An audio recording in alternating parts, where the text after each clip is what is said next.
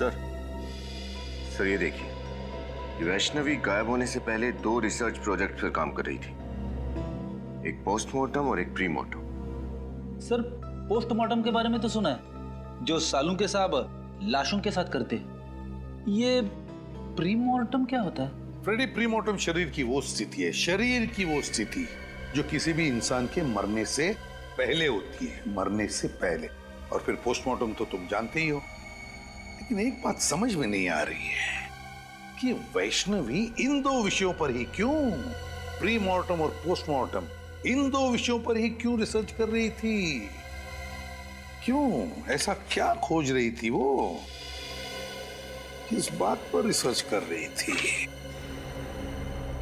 कहीं ना कहीं तो कुछ भी तो मिलना ही चाहिए।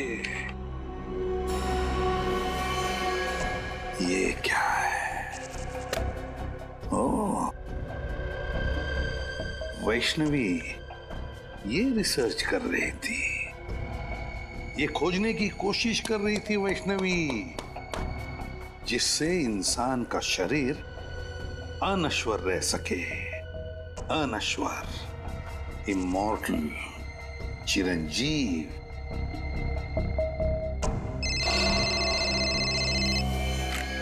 आसान क्या?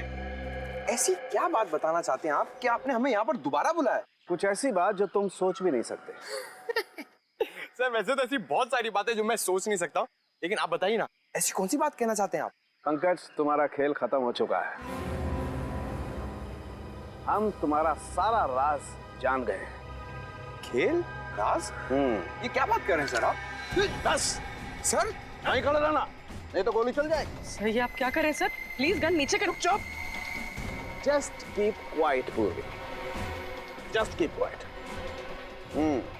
अब देखो पंकज, मैं तुम्हारे पेट पर गोली मारता हूं तो एक गोली तुम्हारे शरीर को चीरती हुई पेड़ पर ठीक वहीं जाकर के लगेगी जहां पर वो खून लगा हुआ है।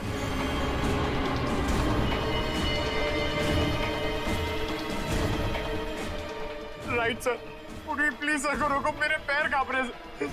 सर ये क्या मजाक? बिल्कुल चुप। पंकज, जमीन पे लेट जाओ। लेट जाओ नहीं तो गोली मारूंगा। एक मिनट सर, लेट आओ। गुड। अब देखो पूर्वी, अब अगर मैं पंकज के पेट पे यहां से गोली मारूं तो गोली इसके शरीर को चीरती हुई कहां जाएगी? जमीन में जाएगी सर। एग्जैक्टली। रुक जाओ सालों के, मैं तो गोली चला दूंगा मैं। ये गन रख ले बस। सर मैंने ऐसा क्या किया सर कि आप मेरी जान लेना चाहते थे? मैं तुम्हारी जान लेना नहीं चाहता पंकज, बल्कि मैं आप लोगों की मदद कर रहा हूं बॉस, इस केस को सुलझाने में। पंकज पर गोली चला के? हाँ? गोली मारी तो नहीं ना बॉस? उस दिन हम लोगों को गोली शायद इसलिए नहीं मिली क्योंकि हम लोग सोच रहे थे खूनी ने वैष्णवी पर जब वो खड़ी थी तब गोली चलाई, जबकि हकीकत ये है कि खूनी ने वैष्णवी की लाश पर गोली चलाई जब वो पड़ी हुई थी यहाँ जमीन पर। क्या उसकी लाश पे गोली चलाई उसने? सब फिर तो शायद गोली जमीन के नीचे होगी। बिल्कुल हो सकता है, खोद कर देखो।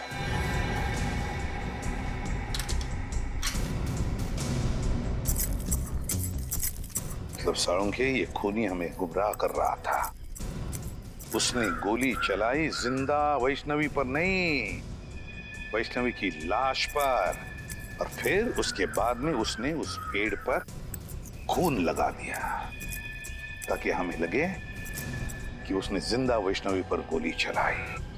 सर गोली मिल गई। गोली मिल गई तो समझो खूनी भी मिल गया। वेरी गुड, फिर तो मिठाई खिलाओ यार। साळुंखे, पहली मिठाई तुझे खिलाऊंगा क्योंकि खूनी तेरा दोस्त धनंजय है। धनंजय। क्या बात कर रहे हो यार तुम? हाँ धनंजय, क्योंकि ये गोली उसी गन की है जो गन हमें धनंजय के घर में मिली थी, समझे? धनंजय की गन? लेकिन तुम धनंजय के घर कब गए? जब तुम धनंजय के साथ कॉफी शॉप में कॉफी पी रहे थे तब। रद्दिमान, तुम मेरे दोस्त पर शक कर, और तुमने मुझे इस बारे में बताया क्यों नहीं? जरूरी नहीं समझा। चलिए सर, धनंजय को गिरफ्तार कर लेते हैं। हाँ, धनंजय को तो कभी भी अरेस्ट कर सकते हैं, लेकिन ये बात किसी को भी पता नहीं चलनी चाहिए। याद रखना साळुंखे।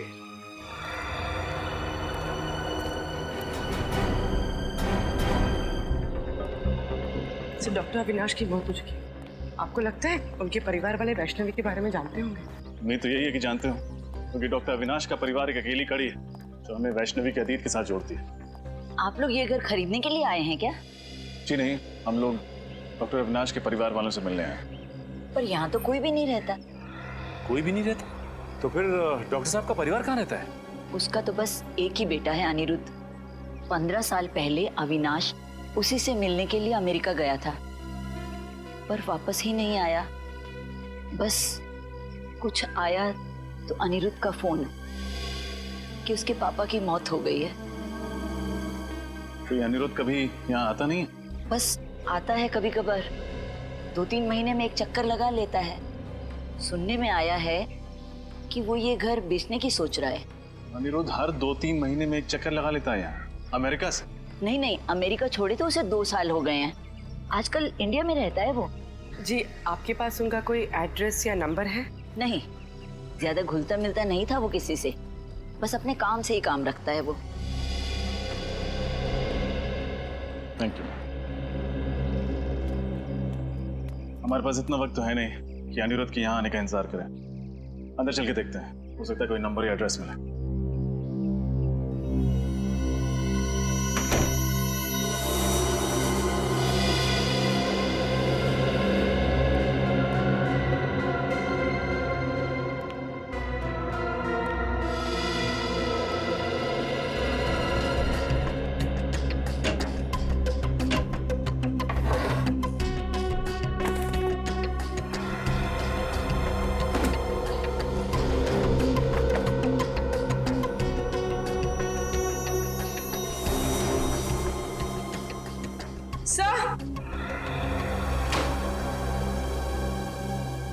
ये देखिए, मिस्टर अविनाश का पासपोर्ट। लेकिन डॉक्टर अविनाश की मौत तो अमेरिका में हुई थी, उसका पासपोर्ट यहाँ कैसे पहुंचा? हो सकता है उनका बेटा वापस लेके आया। ये क्या? पासपोर्ट में कहीं भी अमेरिकन वीजा तो लगा हुआ है ही नहीं। इसका मतलब डॉक्टर अविनाश कभी अमेरिका गए ही नहीं। तो इसका मतलब वो औरत झूठ बोल रही थी हमसे। हाँ सचिन, या तो वो औरत झूठ बोल रही थी या फिर अविनाश का बेटा अनिरुद्ध कोई खेल खेल रहा है। इस केस ने दिमाग घुमा दिया सचिन। पहले हमें जॉगर्स पार्क से एक लाश मिलती है जिसकी बॉडी का डीएनए उसके रगों के खून के डीएनए से मैच नहीं करता है। फिर हमें पता चलता है कि वो लाश है डॉक्टर वैष्णवी की। उनके पति धनंजय का कहना है कि डॉक्टर वैष्णवी की लाश अभी भी बिल्कुल वैसी दिखती है जैसे वैष्णवी 20 साल पहले दिखती थी।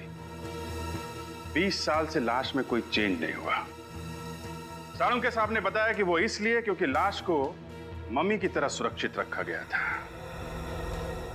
डॉक्टर वैष्णवी किसी खास प्रोजेक्ट पे काम कर रही थी और जिस आदमी को उसके बारे में मालूम था, डॉक्टर अविनाश, उनके बेटे अनिरुद्ध का कहना है कि उनकी मौत भी 15 साल पहले किसी रहस्यमय तरीके से हो गई। वो प्रोजेक्ट कौन सा था, इसके बारे में अभी तक पता नहीं चला। लेकिन सर, एक बहुत चौंका देने वाली बात पता चली है सर। क्या? डॉक्टर अविनाश की कुंडली कहती है कि ना उनकी कभी शादी हुई ना ही उनका कोई बेटा था सर। हा? मतलब उनके पड़ोस में रहने वाली वो औरत हमसे झूठ बोल रही थी। या तो वो औरत झूठ बोल रही है या फिर कोई ढोंगी डॉक्टर अविनाश का बेटा बनकर ये सारी कहानियां फैला रहा है। अभिजीत, वैष्णवी 47 साल की होने के बावजूद 27 साल की क्यों दिख रही थी और उसकी लाश सड़ना क्यों नहीं शुरू हुई, इसका राज पता चल गया है मुझे। क्या राज है सर? प्लास्टिनेशन। प्लास्टिनेशन? हाँ, ये एक नया तरीका है लाशों को बरसों बरस, एक लंबे समय तक प्रिजर्व करके रखने का। इसका मतलब सर, इजिप्ट में जैसे लाशों को मम्मी बना के रखा जाता है वैसे? बिल्कुल ठीक निकल, वैसे ही। लेकिन इसमें एक फर्क है। फर्क ये है कि इसमें लाश के अंदर का तरल पदार्थ, लिक्विड, बाहर निकाल लिया जाता है और उसकी जगह पर लिक्विड प्लास्टिक लाश के अंदर डाल दिया जाता है। और जब वो लिक्विड प्लास्टिक ठोस हो जाता है, जम जाता है, तो फिर लाश वैसी की वैसी रहती है, उसमें जरा भी फर्क नहीं पड़ता है। हाँ, मैंने भी किसी साइंस जर्नल में इस तकनीक के बारे में पढ़ा था सर। लेकिन जहां तक मेरा अंदाजा है, इसमें लाश की खाल निकाल ली जाती है ना, लेकिन वैष्णवी की खाल तो ज्यों की त्यों है। यही वो वजह है जिसके कारण हम इस केस में गोल गोल घूम रहे थे। दरअसल वैष्णवी ने एक ऐसा फार्मूला इजाद कर लिया था जिसकी वजह से लाश की चमड़ी बिल्कुल भी नहीं बदलती है, वैसी की वैसी बनी रहती है, हमेशा जवान। और सर क्या ये मुमकिन हो सकता है? हाँ, बिल्कुल मुमकिन है। साइंस में नामुमकिन कुछ भी नहीं होता है, और ये वैष्णवी ने करके दिखा दिया। वैष्णवी ने एक ऐसे फार्मूले का आविष्कार किया जिसमें इंसान की चमड़ी में नए पैदा होने वाले सेल्स की संख्या मरने वाले सेल्स से ज्यादा होती है, और इसीलिए इंसान की चमड़ी हमेशा वैसी की वैसी बनी रहती है। और अब इस फार्मूले का पता मुझे भी चल गया है। इसका मतलब ये फॉर्मूला वैष्णवी ने अपने ऊपर इस्तेमाल किया होगा, इसीलिए उसकी त्वचा 20 साल से वैसी की वैसी है। या फिर उस खूनी ने वैष्णवी के ऊपर एक्सपेरिमेंट किया होगा। जो भी है, वैष्णवी की मौत के पीछे का कारण ये नया आविष्कार है डॉक्टर साहब, ये नई खोज। प्लीज सर जल्दी आइए, मैं खतरे में हूँ। तारिका, तारिका खतरे में, come on. Tarika, Tarika, my God, Tarika, Tarika, Tarika, my God, इसकी नब्ज बहुत स्लो हो गई है यार। सर कुछ कीजिए ना। एक मिनट, मैं आता हूँ। तारिका, तारिका, तारिका, तारिका, उठो। तारिका, तारिका, तारिका, उठो। Are you okay? Are you okay? हाँ मैं ठीक हूँ। ये कैसे कैसे हुआ ये सब? वो भी कैंटीन से जब अंदर आए मैंने देखा कि वहाँ पे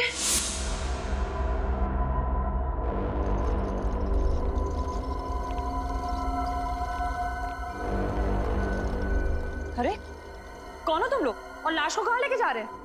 हम लोग जीके हॉस्पिटल से आए हैं। डॉक्टर सालुंके साहब ने हमें लाश को वहाँ के मोर्ग में लाने को कहा है। क्या? लेकिन मुझे तो कुछ नहीं बताया सालुंके सर ने इस बारे में।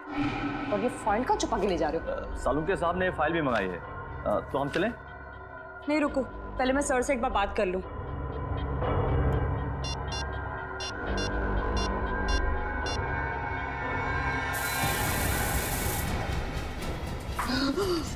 जब भी बात करना जब होश में जाना। Good night.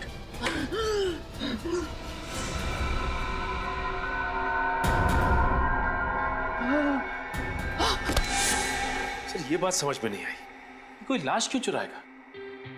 सचिन, वैष्णवी की लाश को पार्क में फेंकना और फिर यहाँ लैब से चुरा ले जाना, ये सब एक प्लानिंग थी, प्लानिंग। खूनी वो फार्मूला चुराना चाहता है तो सालुंके साहब ने बड़ी मेहनत से इस लैब में तैयार किया था। मतलब सर जब वो खूनी फार्मूला नहीं बना पाया तो उसने ये सब हमें गुमराह करने के लिए किया। करेक्ट, हमें गुमराह कर रहा है वो, हम उसके जाल में फंसते चले गए। लेकिन खूनी को ये बात कैसे पता चल गई कि सालुंके सर फॉर्मूला बना चुके हैं?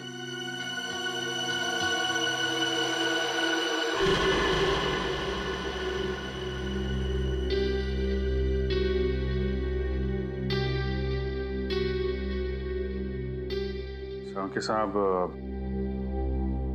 कहीं आपने तो किसी को? आई एम सॉरी अभिजीत, लेकिन मैंने वो फार्मूला धनंजय को बताया था, लेकिन वो ऐसा आदमी है नहीं। केस की इंपॉर्टेंट डिटेल्स आप बाहर वालों के साथ शेयर कर रहे हैं, इतनी बड़ी भूल आप कर कैसे सकते हैं सालुंके साहब? मुझसे गलती हो गई, आई नो, मैं मानता हूं, लेकिन धनंजय मेरा दोस्त है यार। दोस्त खूनी नहीं हो सकता?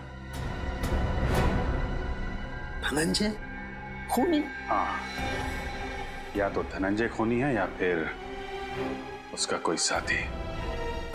सचिन, इन चोरों का स्केच बनवाओ और सारे खबरों को इन्फॉर्म कर दो।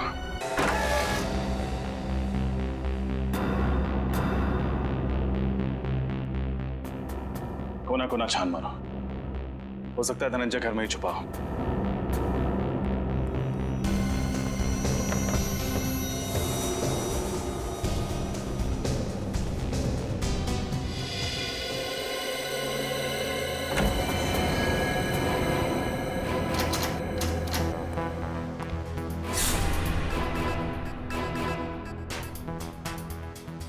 रजत, मेरी बात पे यकीन करो यार। मैं कह रहा हूं, मैं धनंजय को बहुत अच्छी तरह से जानता हूं, मेरा पुराना दोस्त है। वो वैष्णवी को नुकसान पहुंचाने के बारे में सोच भी नहीं सकता यार। आई एम सॉरी सर, इस वक्त आप एक दोस्त की तरह सोच रहे हैं, एक सीआईडी ऑफिसर की तरह नहीं। अच्छा, और उस वक्त तुम कहां गए थे जब रोमा की लाश को मेरे पास लेकर के आए थे और तुमने कहा था ये सीआईडी को पता नहीं लगना चाहिए सर? तब तुमने सीआईडी ऑफिसर के बारे में क्यों नहीं सोचा? तुम्हें पता है रजत, सीआईडी को जब कोई लाश मिलती है तो सबसे पहले फॉरेंसिक लैब में आती है, और तुम उसे कहां ले गए? वहां प्राइवेट नर्सिंग होम में। सर आप इसे मेरा पागलपन समझिए या कमजोरी। मैं एसीपी सर से तब तक नजरें नहीं मिलाऊंगा जब तक मैं अपने ऊपर लगे हुए सारे इल्जाम गलत साबित नहीं कर देता। तुमने ठीक नहीं किया रजत। अगर कोई और इन सर्कमस्टांसेस में मेरी मदद मांगता, मैं उसे साफ मना कर देता, लेकिन तुम्हारे दिल में सीआईडी के लिए एक जज्बात है, अपनी ड्यूटी के लिए, एक फर्ज के लिए एक बात है। Let me see what I can do for you. क्या चाहते हैं सर उनके साथ? मैं आपका एहसान चुकाने के लिए इस खूनी को छोड़ दूं? फिर खूनी?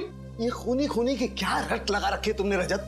एक बार प्रूव हो जाने दो कि धनंजय खूनी है, फिर चढ़ा देना उसे सूली पर, चढ़ा देना तुम। सर वो खूनी है कि नहीं ये तो तभी साबित होगा जब वो हमारे हाथ लगेगा। पता नहीं किस कोने में जाके छुप गया है।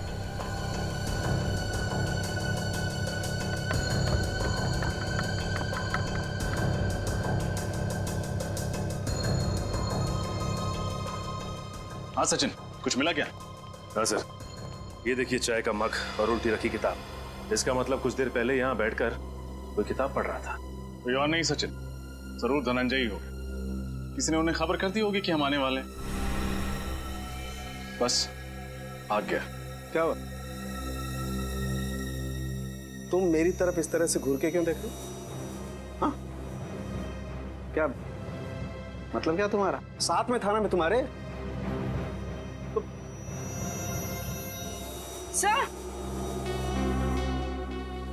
सर ये देखिए, टूटा हुआ वास।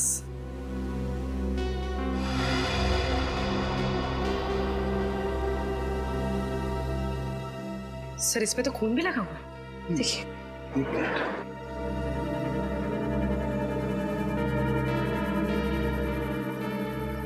इस पे तो कुछ उंगलियों के निशान भी हैं। पूर्वी सर, एक काम करो, घर में देखो कोई टेल्कम पाउडर रखा, प्लीज।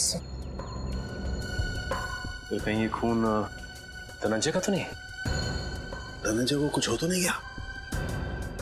शायद धनंजय ने किसी को कुछ कर दिया। Sir thank you. मुझे तो लगता है कि धनंजय यहाँ बैठ करके चाय पी रहा था और किसी ने इस वास से उसके सर पे वार किया और उसे किडनैप कर लिया है।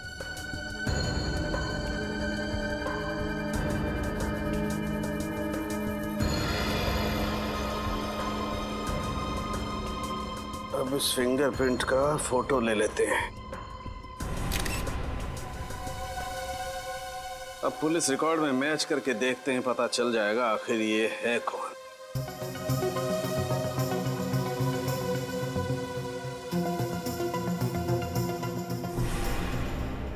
ओह, ये तो बालू है। हेलो,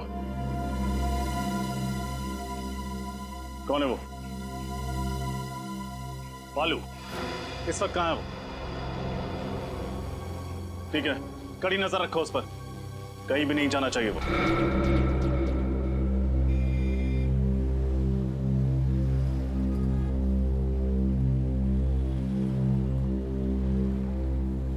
चलो भाई, तुम जाओ।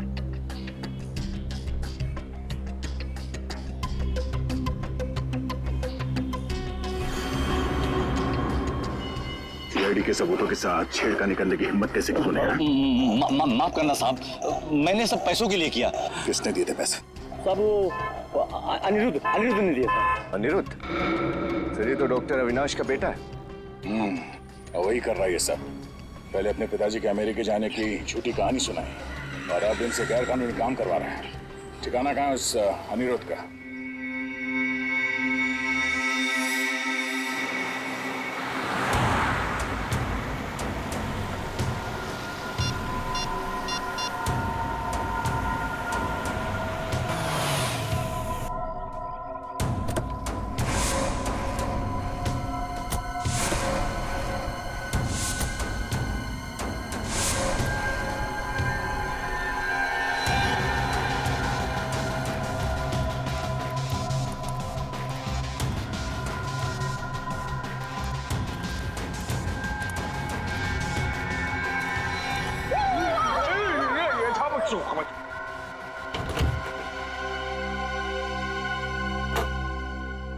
कौन हो तुम? तुरफरमारे बर्फा। वफा? ये बाहर से आए हैं। ये है मिस्टर बफा और ये है मिस्टर चफाब। क्यों आया? महफूज की तरह जरफान होना चाहता हूँ। मूछ की तरह जवान होना चाहते हैं।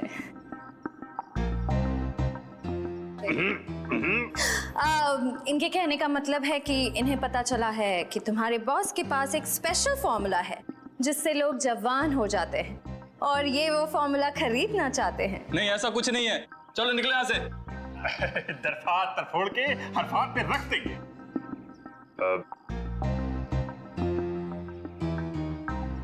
देखो, इन्हें बहुत गुस्सा आ रहा है। ये बहुत बड़े साइंटिस्ट हैं, बहुत पैसा भी है इनके पास। अपने बॉस से मिलवा दो, बहुत फायदा हो जाएगा। यहीं रुको, मैं बॉस से बात करता हूँ।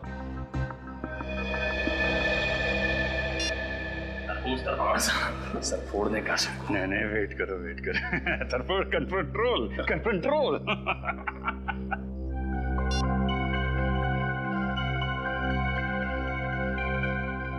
हथियार तो नहीं है ना पास में? हथियार? अब हथियार? हरफ हमको हरफ हथियार की जरूरत नरफी। हरफ हमारा हरफात, हरफ हथियार। अरे चले? बरफोर्स। Let's go.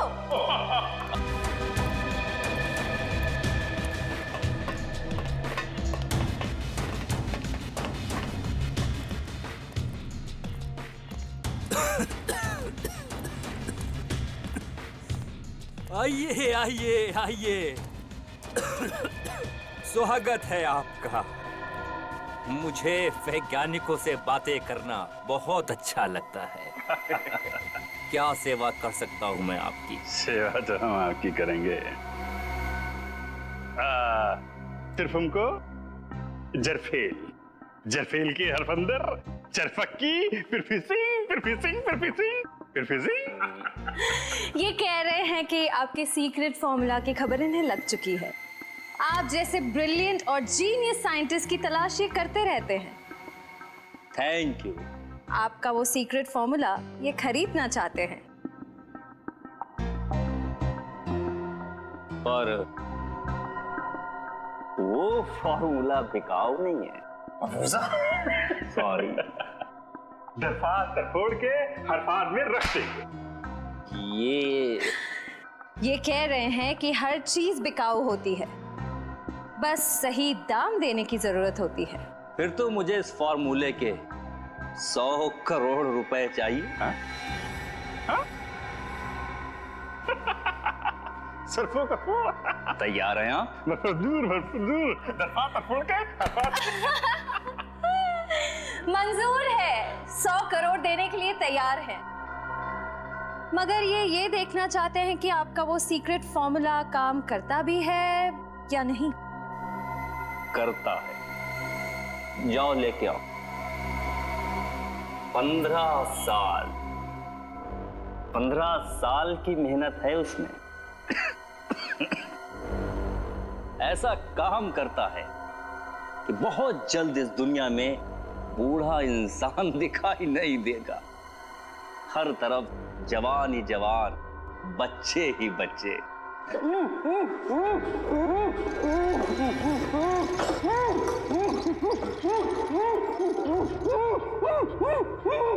देखिए कैसे मैं इस 55 साल के आदमी को अपने सॉल्यूशन की मदद से 25 साल का नौजवान बना दूंगा। दरख्वास्त तरफोड़ दो। ये पूछ रहे हैं आप ये सब करेंगे कैसे? विज्ञान। जैसे जैसे इंसान की उम्र बढ़ती जाती है उसके शरीर के सेल्स की मरने की संख्या नए पैदा होने वाले सेल्स से कहीं अधिक ज्यादा हो जाती है, जबकि हमारे बचपन में या जवानी में ऐसा नहीं होता। अब देखिए इस सॉल्यूशन की मदद से मैं इसकी खाल को फिर से जवान कर दूंगा, क्योंकि नए पैदा होने वाले सेल्स की संख्या मरने की संख्या से कहीं अधिक ज्यादा हो जाएंगे।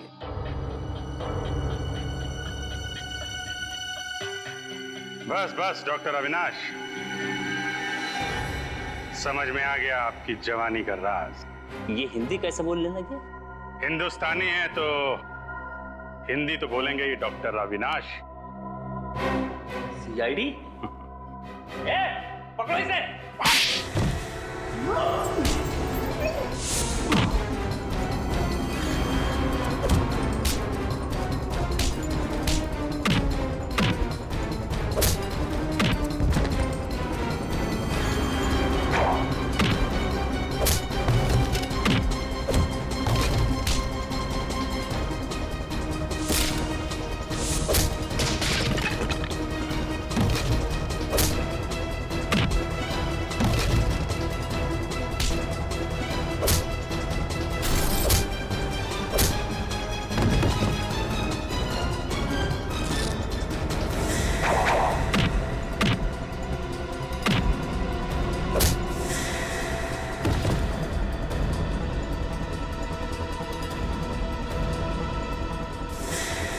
बुढ़ापे में इतनी भागदौड़ अच्छी नहीं है अविनाश जी, ब्यूरो चल के आराम कर लीजिए।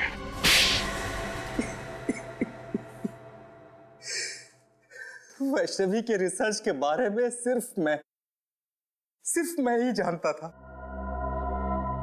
ये रिसर्च उसके लिए इतनी अहम थी कि उसने डॉक्टर धनंजय को भी उसके बारे में नहीं बताया था। और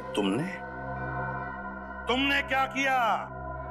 विश्वासघात, वैष्णवी का विश्वासघात किया तुमने उस फॉर्मूले के लिए जिसके लिए उसने बरसों तक मेहनत की थी। लेकिन सर, पर कोई भी रिसर्च बिना पैसे के पूरी नहीं होती सर। उसके एक्सपेरिमेंट का सारा खर्चा मैंने उठाया था। उसे खुफिया लैब बना के दी ताकि वो बिना किसी रोक टोक के पूरी शिद्दत और मेहनत से अपने जुनून में सफल हो सके। और जब वैष्णवी सफल हो गई तो तुम लालची हो गए। तुमने सोचा क्यों ना वो फॉर्मूला लेकर नाम और पैसा खुद ही कमा लूं, है ना? लेकिन जब उसने फॉर्मूला देने से मना कर दिया तो मैंने उसे मार डाला और उसी को लाश को प्लास्टिनेट करके उसी पर एक्सपेरिमेंट करने लगा। एक्सपेरिमेंट क्यों? वैष्णवी की मौत के बाद फॉर्मूला तुम्हारे हाथ नहीं लगा? नहीं, क्योंकि उसने मरने से पहले वो कागज को नष्ट कर दिया था। मैं 20 साल तक नाक रगड़ता रहा, लेकिन वो केमिकल मुझसे नहीं बनी। ओ, एक और सफलता, एक और सफलता। न जाने कितनी बार मुझे फेल होना पड़ेगा अपने इस एक्सपेरिमेंट में। हमें गुमराह करने के लिए तुमने वैष्णवी की लाश को पार्क में फेंक दिया। तुम जानते थे कि सीआईडी वाले आज नहीं तो कल उस केमिकल के बारे में जरूर पता लगा लेंगे और मौका मिलते तुम उसे चुरा लोगे, हैं? हाँ, और मेरा प्लान कामयाब भी हो गया था। लेकिन उस केमिकल को बेचने से पहले आप लोग मुझ तक पहुंच गए। बड़े बड़े मुजरिमों के पापी इरादों पर पानी फिरा है सीआईडी ने, समझे? अब जेल में सड़ते बैठना, अपनी नकली जवानी के दिन काटते फांसी का ऑर्डर आने तक।